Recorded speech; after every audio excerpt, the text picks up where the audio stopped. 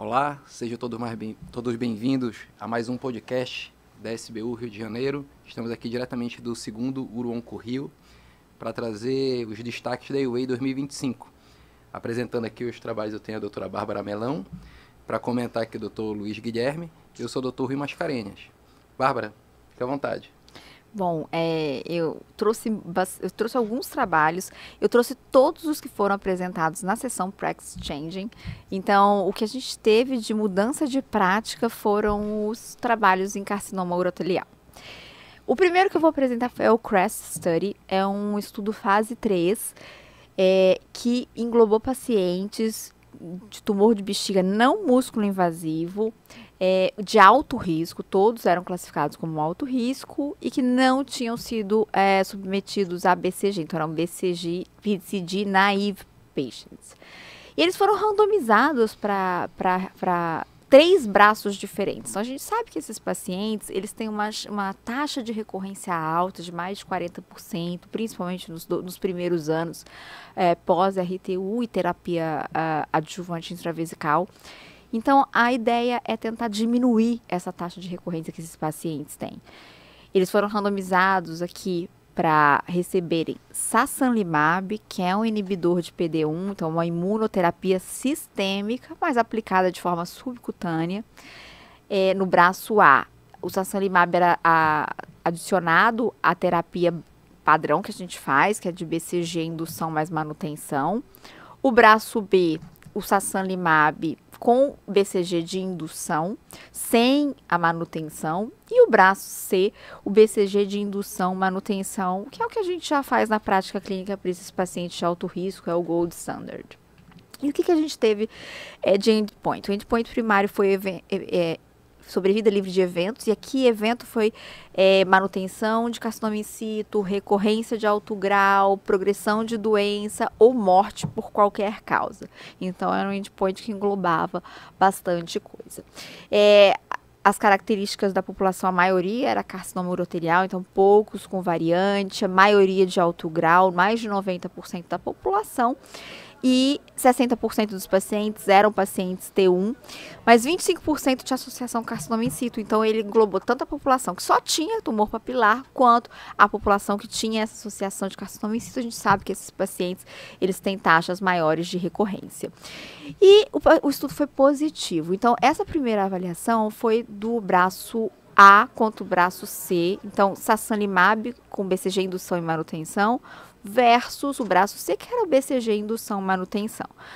Então, o endpoint primário, ele foi positivo, então teve uma redução de mais de 30% da sobrevida dos eventos ao longo do acompanhamento, né? O follow-up foi de mais ou menos 36 meses. Então, os pacientes que receberam sasanlimab, que é uma imunoterapia subcutânea, eles tiveram menos eventos no acompanhamento, uma redução de 32%. Houve também uma redução de 50% das recorrências de alto risco, e a gente vai ver que praticamente todos os subgrupos foram beneficiados, independente do paciente CTA, do paciente T1, do paciente ter carcinoma in situ, a gente teve benefício em todos os subgrupos. E eles fizeram também a análise do braço A contra o braço B. Então, se eu adicionar a imunoterapia com sasanlimab e suprimir no braço B, foi assim, a manutenção com BCG, será que eu consigo? A grande questão hoje é que a gente tem a escassez de BCG. Então, muitas vezes a gente começa um tratamento e não pode continuar, ou tem que diminuir, ou tem que mudar por escassez. Isso não é no Brasil, isso é no mundo todo. E a gente viu, né, que não teve diferença. O que a gente conclui por aí? Que a manutenção com BCG, ela é extremamente importante em relação à redução de recorrência nesses pacientes de alto risco. Então, apenas adicionar a imunoterapia sistêmica não foi suficiente para a gente ver a diferença. Então, o BCG, indução e manutenção, continua sendo o padrão. E quando a gente associa o sasanlimab, que foi o que aconteceu no braço A gente teve benefício na redução de recorrência de alto grau, na sobrevida livre de eventos nessa população. É claro que isso vem adicionado, sasanlimab é uma terapia sistêmica. Então, a gente tem todos os efeitos vesicais que a gente já está acostumado com o BCG, mas a gente teve, sim, 17% de eventos adversos relacionados à imunoterapia, que é uma terapia sistêmica, né, de grau 3 ou maior. Então, a gente tem todos os eventos de imunoterapia que a gente vai ter que lidar nesses pacientes. Sempre tem a análise de qualidade de vida, então, apesar do benefício, mais terapia, a qualidade de vida foi mantida, né, no braço A, no paciente com sasanlimab, ao longo do tempo. Então, talvez para esses pacientes de muito alto risco de recorrência, a gente tenha provavelmente um novo padrão com a associação do sasanlimab, que foi feito por 25 ciclos pós-RTU, para esse provavelmente vai ser um novo paradigma para esses pacientes. Antes da gente passar para o próximo, Luiz Guilherme. Luiz, antes de você falar, queria chamar aqui para compor a nossa mesa, nossa querida amiga, coordenadora da Comissão de Comunicação da SBU Nacional, doutora Karim. Sinta-se à vontade, venha cá com a gente, fazer parte aqui. É uma honra ter a sua presença aqui conosco. Seja muito bem-vinda. A gente está apresentando aqui podcast sobre os destaques da EUA 2025. E agora o Luiz vai comentar esse estudo que na verdade eu estava lá, quem estava na EUA viu o grande destaque foi o crescimento de terapias e alternativas para a doença não músculo invasiva para o câncer de bexiga. E isso realmente, como a Bárbara falou, é uma mudança de paradigma enorme, porque até então a gente só tinha o BCG. Né? E o que impressiona, baseado até no estudo que ela mostrou, que você vê que independente da existência ou não, a importância ainda do BCG. Sim. Você vê que algo que era inimaginável, colocar o bacilo dentro da bexiga de um ser humano, ainda é uma... E a BCG é a vovó da imunoterapia. Sim, tudo começou com a BCG. É a base toda. O que a gente viu lá também é que isso abriu talvez um norte que é o que o urologista busca hoje. É a terapia de preservação vesical. Será que nós vamos alcançar, vendo esses pacientes de uma forma mais precoce, tratando eles de forma mais ativa? Porque esse é o tipo de paciente, é o perfil que ele vai evoluir. Em algum momento ele tem uma chance maior de fazer uma evolução para uma doença músculo-invasora. E se eu conseguir inverter esse processo, a gente não tem ainda dados de longo prazo para a gente chegar a uma conclusão nesse ponto, mas talvez esse seja o começo de algo que era inimaginável há alguns anos atrás. Então, ela vai mostrar outras terapias que talvez em um dia, vou fazer um paralelo com a própria próstata. A gente começou com um remédio, depois com 2, depois com 3, hoje a gente está na terapia tripla para a próstata. O que talvez não possa fazer sentido fazer o uso do próprio BCG junto com outros imunoterápicos que vai levar o quê? A não progressão. Porque qual é o intuito final da gente quer para a doença? É a não progressão para a doença músculo-invasora. E, consequentemente, chegar ao quê? A cistectomia, que talvez seja a cirurgia mais temida que a gente tem. E interessante que fazia sentido, né? A gente esperava um tratamento desse imunoterápico com um inibidor um inibidor de tipo de PD-1. Só que eu confesso que essa droga é a primeira vez que eu estou ouvindo falar dela. A gente ouve muito dos inibidores de PD-1, o pembrolizumab, nivolumab, os inibidores de PDL1, atezolizumab, o sasanlimab é um inibidor de PDL1. PDL1 então, é a mesma via, só que ao invés de inibir exatamente o PD1, ele inibe o ligante do PD1. Então, mas ela nunca tinha sido testado no cenário de urotelial. A gente tem o checkmate 274 no nivolumab adjuvante, a gente tem agora o Niagara usando esse o durvalumab. Uma nova imunoterapia. Pré-pós, né, no adjuvante. Então, acho que era algo que a gente esperava, né? O próprio Pembro, por exemplo, o Pembro é uma medicação que, você vê, eu estava vendo a questão das indicações do Pembro hoje. São 54 indicações do Pembro. Serve para tudo até. 54 indicações. A gente está falando de uma medicação que ela talvez vai mudar muita história do câncer ainda. Volto a dizer, em relação ao câncer de próstata, a gente começou no metastático, os novos agentes, a gente está cada vez mais chegando, talvez, numa neoadjuvância de um tumor. Então, eu acho que nós vamos caminhar para isso, e principalmente quando a gente vai começar a usar os biomarcadores para a terapia-alvo. E a gente vai acertar o alvo de uma forma mais adequada.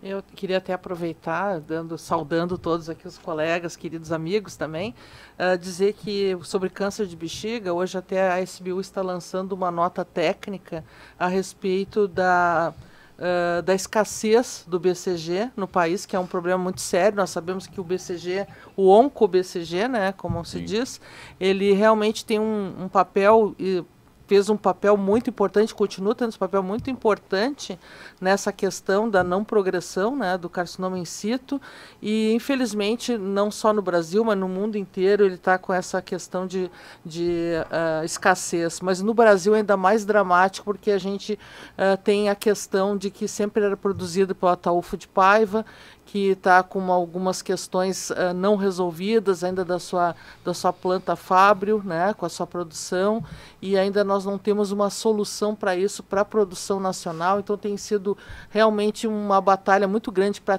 os pacientes terem acesso. E até aproveito o momento para a gente fazer uma breve reflexão, queria ver a opinião de vocês aqui, se vocês acham que essa questão da escassez do BCG foi o que motivou, a gente viu na AUA, né, motivou o grande boom de estudos e novos tratamentos para o câncer, sobretudo carcinoma in situ e outros cenários, mas vocês acham que essa escassez motivou isso, ou de certa forma poderia ter sido pressionado o BCG por toda a questão da indústria interessada nesse marketing? É uma pergunta bastante crítica, difícil. É difícil, mas de qualquer maneira a gente percebe que tem uma ligação de uma questão muito importante, que é o acesso dos pacientes a um tratamento que antes era muito barato, comparativamente aos novos tratamentos. Eu iria por esse caminho, por exemplo, porque eu vejo que quando a gente vai avaliar o preço, o custo, né, final do BCG, tanto na sua produção quanto na sua implementação dentro do tratamento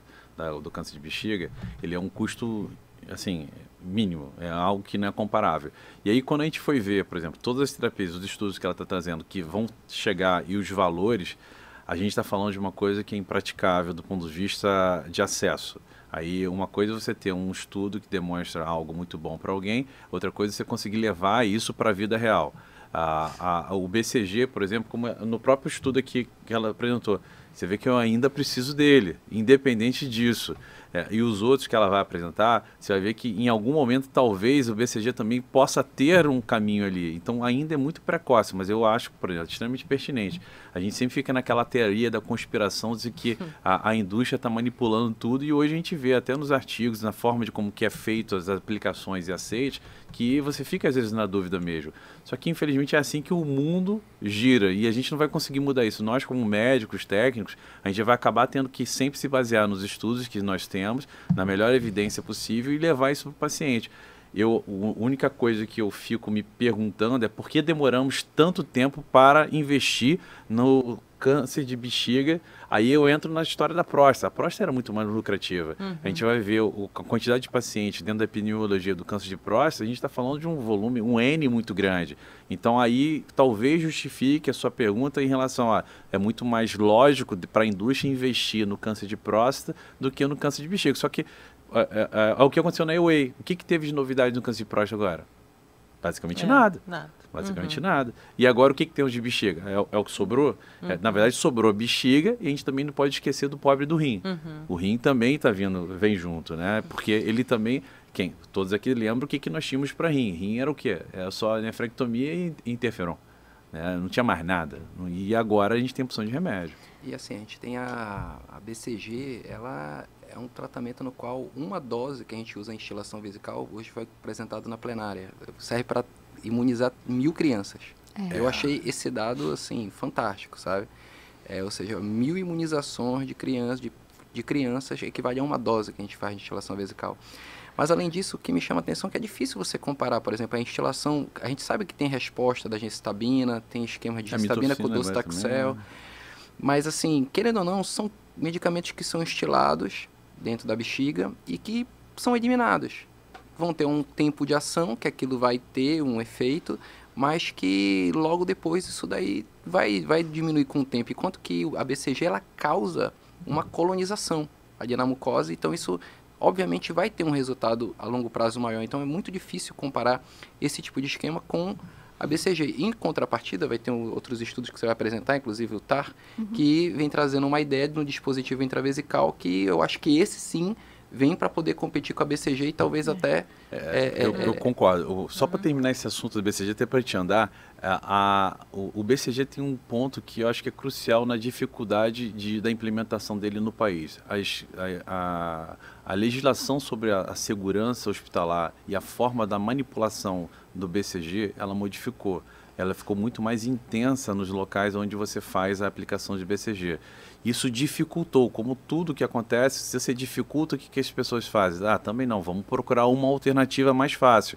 Hoje, para você ter um processo dentro de um hospital que tem todas as normas de segurança para aplicar a BCG em estilar, você tem um processo da manipulação do BCG que é complexo.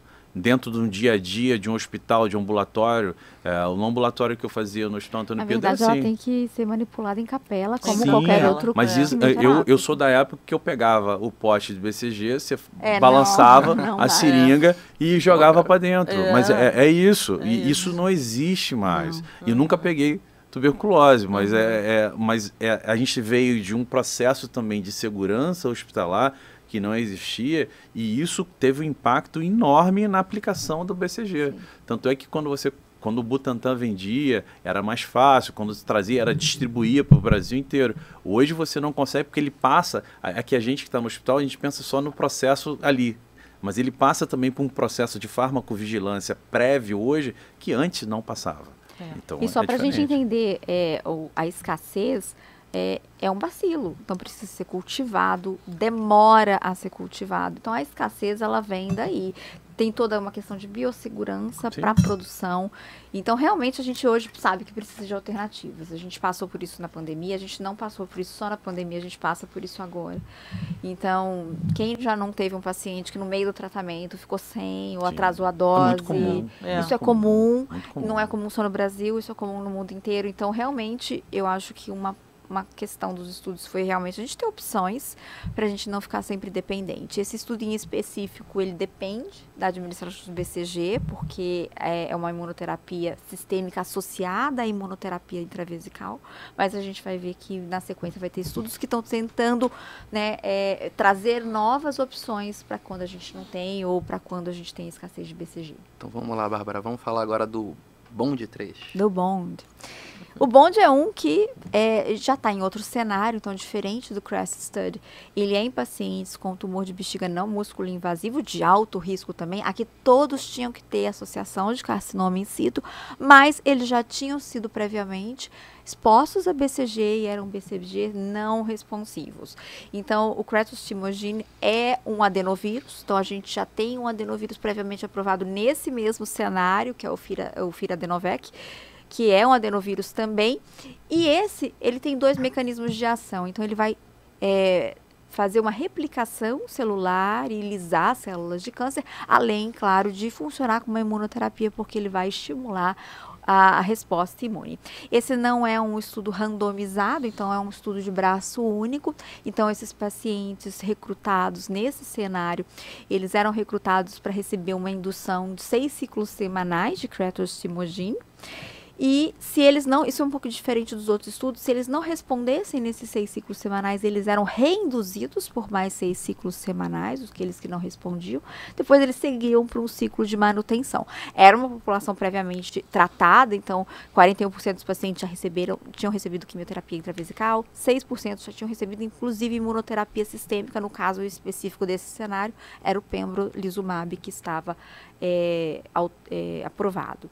Então a gente teve uma resposta completa de 75%, que era o endpoint primário do estudo, e a gente teve uma duração de resposta ali, uma taxa aos 12 meses, 46% mantinham a resposta completa, e aos 24 meses, 1/3 dos pacientes mantinham a resposta completa, foram 110 pacientes que foram randomizados. E ao longo desse acompanhamento, a gente não teve, 97% deles, então, se a gente for avaliar um paciente não responsivo a BCG, o tratamento padrão ouro é cistectomia para esses pacientes. 97% deles estavam livres de progressão aos 24 meses, né, após os ciclos de cretostimogene. A média de duração de resposta foi de quase 28 meses, 91% que mantinham resposta completa aos 12 meses. E lembra que a gente tinha uma reindução. A gente fazia 6 ciclos, os que não respondiam reinduziam por 6 ciclos. E parece, mas já não respondeu, eu vou tentar de novo. Mas os pacientes que eram reinduzidos, 50% deles tiveram resposta completa no acompanhamento. Ou seja, compensou a gente insistir naqueles ciclos de indução para a gente ir para a manutenção. Perfil, lembra que é uma terapia intravesical, então o perfil de efeitos adversos era bem parecido com o que a gente tem com outras terapias, né? Sintomas principalmente irritativos intravesicais. E realmente isso agora virou provavelmente Bárbara, uma nova opção. Nós ainda temos 10 minutos aqui no podcast. Acho que vale a pena você já introduzir isso, já que os dois estão falando num cenário...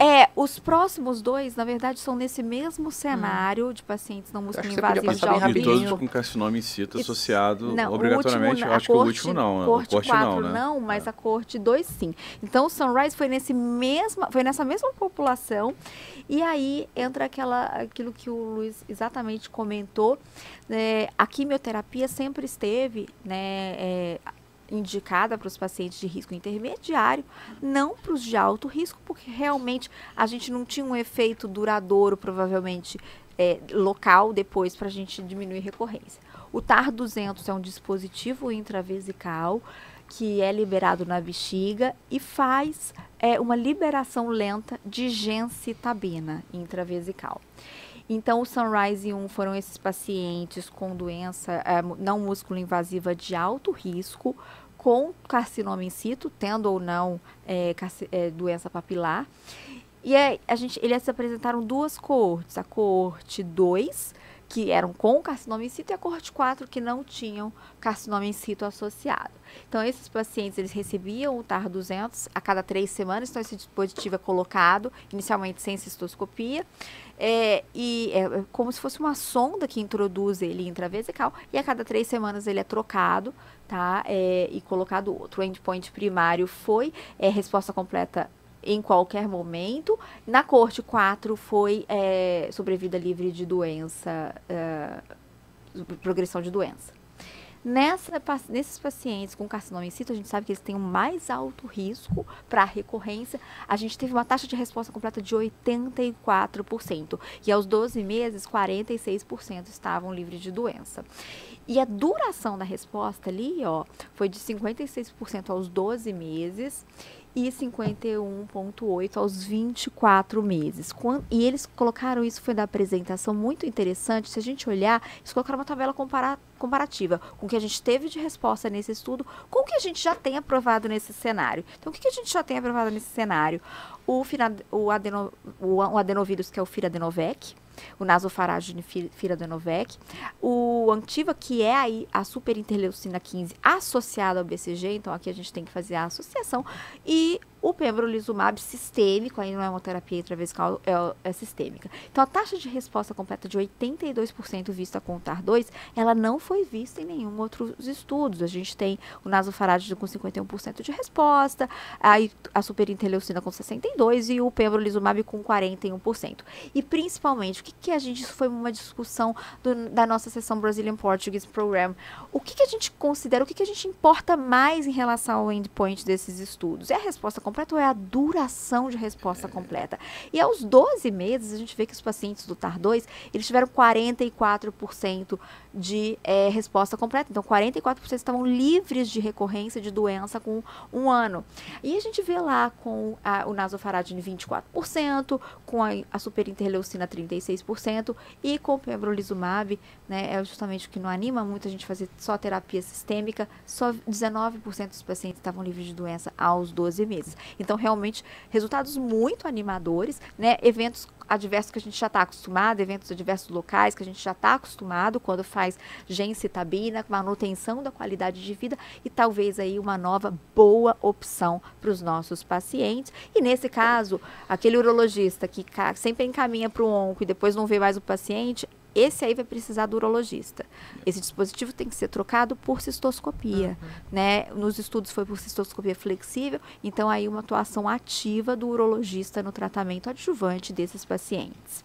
E a coorte 4, que foi exatamente nesse mesmo cenário, mesmo dispositivo, só que aqui foram pacientes que não tinham carcinoma in situ.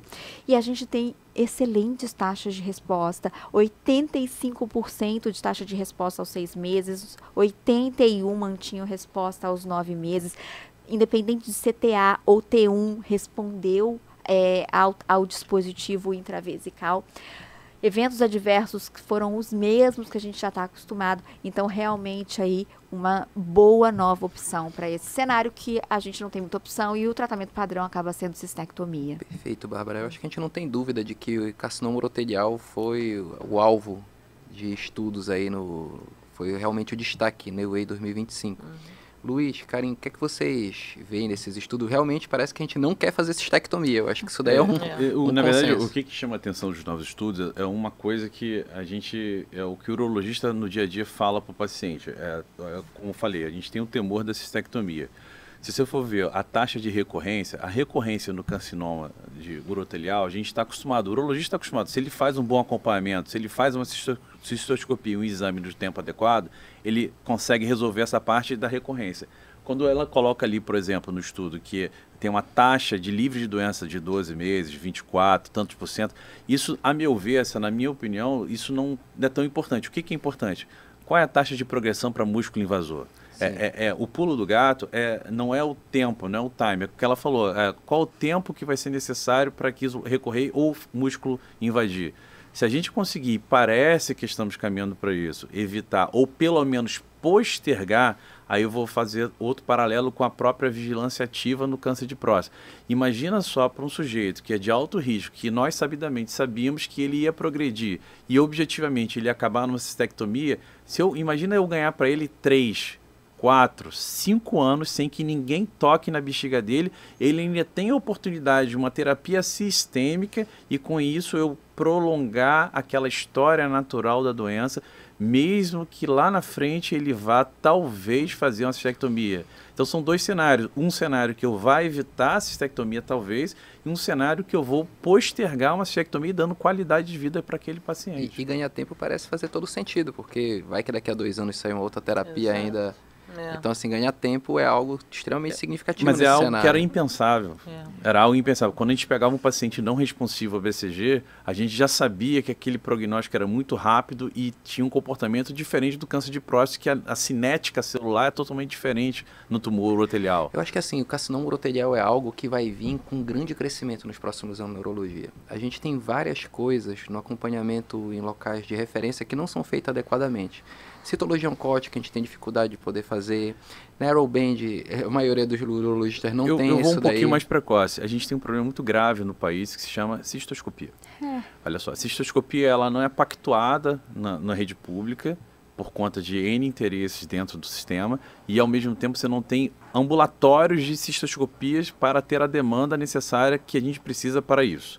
E na saúde suplementar, a gente não vale a pena o doutor fazer porque ele não recebe. Então, ele ignora todos os protocolos que a gente tem. Então, um paciente que ele seria visto numa recorrência e não seria um músculo invasor lá na frente por um bom acompanhamento, ele acaba tendo um tumor progredindo só por conta da falta da cistoscopia. Olha que a gente não está nem levando em conta o paciente que é alto risco, já com carcinoma in situ. Eu estou te falando do paciente de baixo risco, que ele simplesmente foi o quê? Mal acompanhado e aquela história natural da doença, ela invadiu. Por conta de quê? Uma falta de acompanhamento. Então, a gente talvez deveria ter uma lição de casa de entender que a cistoscopia, a citologia urinária e um exame de imagem feito dentro de um protocolo adequado e correto, isso salva a vida. Então, às vezes, a gente quer pular etapas. Então, a gente tem que, talvez, olhar um pouquinho para trás e ver que talvez a gente não esteja fazendo também o nosso dever de casa adequado. Eu acho que é importante isso aí que a gente está ressaltando, porque com o aumento da longevidade vai aumentar o câncer de bexiga, então é uma doença que vai aumentar a incidência. Nós temos uma questão muito séria, como tu falaste, de distribuição de recursos. Muitas vezes também a cistoscopia ela é negligenciada, acaba ficando lá para o final do dia, pessoa cansada, expediente, às vezes sem sedação. Com cistoscópio ruim, tem isso também. Uma luz ruim. Uma luz ruim, às vezes precisava fazer uma cistoscopia com sedação para fazer um exame adequado, às vezes tu não consegue. Então, e a questão da patologia, eu acho que tem que ter uma uniformização da patologia, tem que ter enfim, um treinamento adequado em todos esses setores, né? E mês que vem é o mês da campanha do câncer de bexiga. É verdade. Nos acompanhe. Então veio bem a calhar. Bom, pessoal, então a gente encerra por aqui esse podcast. Agradecer muito a presença de todos vocês, doutora Karim, Luiz Guilherme, Bárbara. E a gente se encontra no próximo evento. Um abração. Um abraço a todos.